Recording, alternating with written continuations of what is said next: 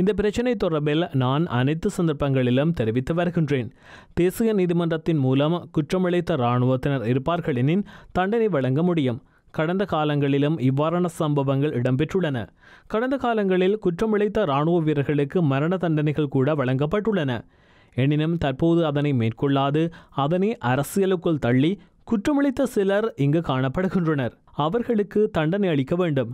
அவ்வாறு தண்டனையை வழங்காமையினாலேயே சர்வதேசமும் மக்களின் அழுத்தம் காரணமாக வடக்கின் அரசியல் பிரதிநிதிகளும் இந்த விடயம் மீது அழுத்தம் பிரயோகிக்கின்றனர்.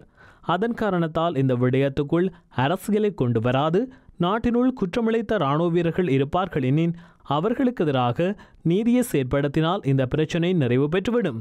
அதேபோல இங்கு காணப்படும் குற்றச்சாட்டுக்கள் அனைத்தும் யுத்தம் நிறைவடைந்த பின்னர் முன்வைக்கப்பட்டவை என்று நான் கருதுகின்றேன்.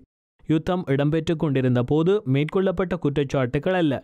அத்தோடு இறுதிக்கட்ட போரின் போது குற்ற சம்பவங்களை மேற்கொள்வதற்கான வாய்ப்பு காணப்படவில்லை. இறுதிக்கட்ட போரின் பின்னர் நான் இராணுவத்தில் இருக்கவில்லை. அவ்வாறான நிலையில் அதன்போது இராணுவத்திடம் சரணடைந்த பலருக்கே இராணுவத்தினரால் அசாதாரணங்கள் மேற்கொள்ளப்பட்டதாக குற்றச்சாட்டுகள் உள்ளன.